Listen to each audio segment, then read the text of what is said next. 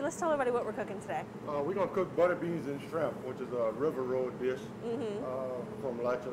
And I think after a while, Buggy's going to come in and do a pastelaria for us. And now we're boiling the butter beans, which are getting ready to fall apart as we speak. Okay. Yeah, we've been cooking these for a little while now. These were the fresh butter beans. That's fresh butter beans.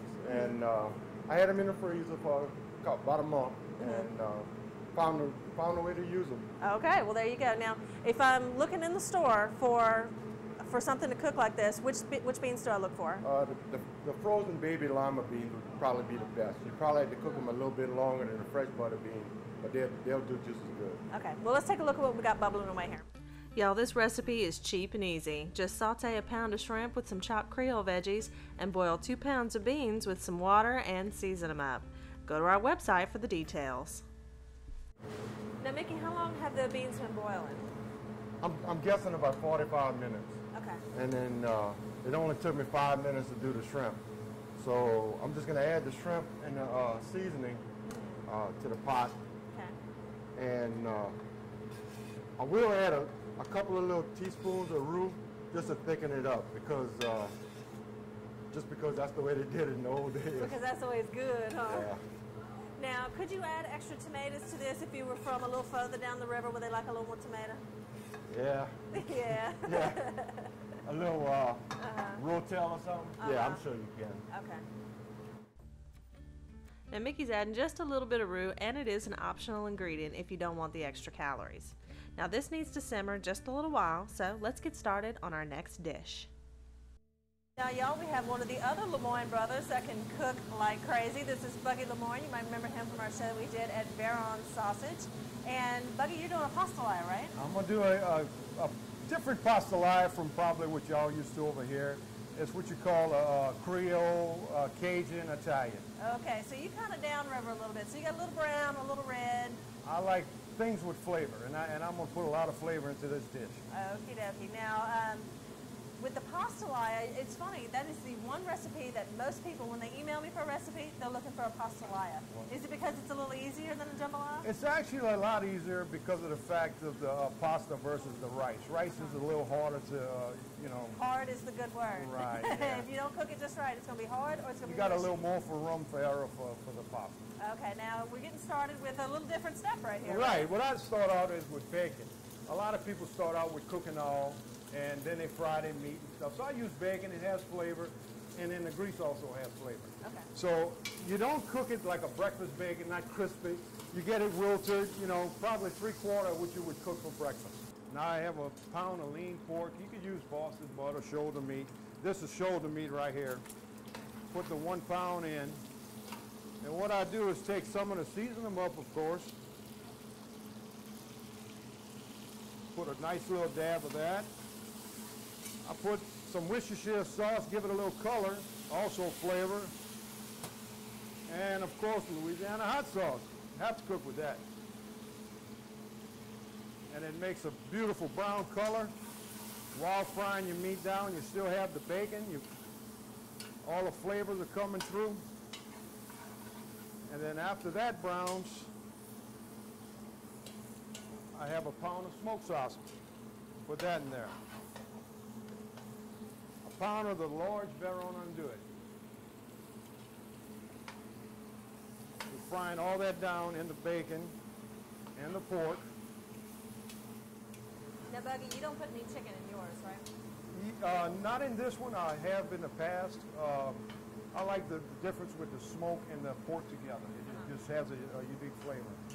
And I use andouille because it has a little more spicier taste than just, with the sausage. So all the flavors don't blend in together. And now we're ready for the onions. That's about 3 medium onions right here. Roughly about 3 cups. I'm cooking 2 pounds of pasta. This is a 10-quart pot. I'm going to use probably about 3/4 gallon of liquid. A lot of people that cook pasta, they try to get the exact amount of water for the pasta. And like I said before, you got a lot more room for error. So you could add a little more liquid. You could always cook it out, or you could always add in case you had to do it. Now, how long does this cook before you throw in the bell peppers and stuff? You're looking at about 15 to 20 minutes. Okay. You know, it all depends. That's one thing about an onion. You know, it could still be a little undercooked, and you won't see it after it's cooked. Right. It still has a lot more time to cook. What I have here is one bell pepper, one medium bell pepper. This is 3 sleeves of the celery. 2 tablespoons of chopped garlic.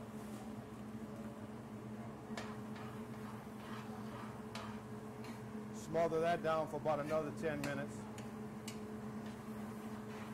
Okay, this is the Creole part of it. What I'm putting in is diced tomatoes, 1 15-ounce can. That'll give it a little sweet taste. It's going to give it a little rustic color. Then I also put a can of brown gravy, and when the red and the brown mix together, it gives it more of a rustic color. Okay. And then I use mushrooms. Okay, and you're leaving the liquid with the mushrooms? Liquid, and more liquid the better. Okay. Because you're going to need plenty of liquid for that spaghetti. Right. And I also took 10 bouillon cubes, crushed it up, Okay. and it'll also give it a little chicken flavor. Okay.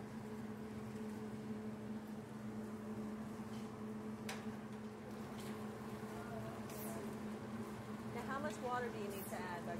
I'm going to put 3/4 of a gallon. I use 1.5 quarts per pound of spaghetti. So I'm using 3/4. So you got the formula there, okay.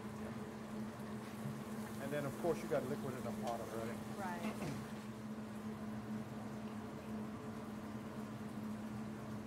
What I'm going to do is bring this to a ball.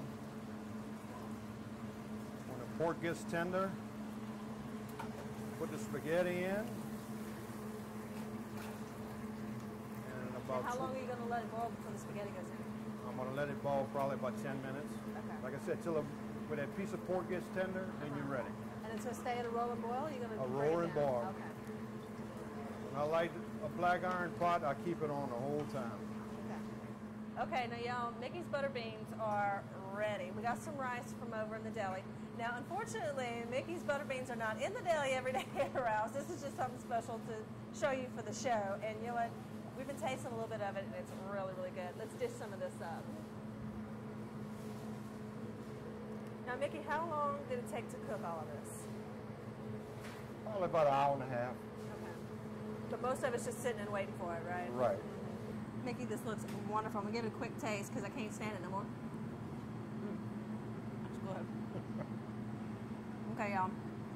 For this recipe, you can go to our website at www.theoutdoorkitchenshow.com. And we have this and, of course, all the other things that Mickey has cooked there. And you know what? When we come back from the break, we're going to finish up Buggy's pastelaya. So make sure you stay tuned to The Outdoor Kitchen Show. We'll be right back. When a recipe tells you to ask your butcher for help, who do you trust? Ralph's Market. They have the highest quality meats and trained butchers on staff that can custom cut at no extra charge. Or try their ready-to-cook stuffed chicken and chops, or their take-home hot deli plates. Whether it's gourmet or everyday, come to Ralph's Market at Gonzales, Jones Creek, or Pelican Point, the market you trust for the best quality, selection, and local friendly service.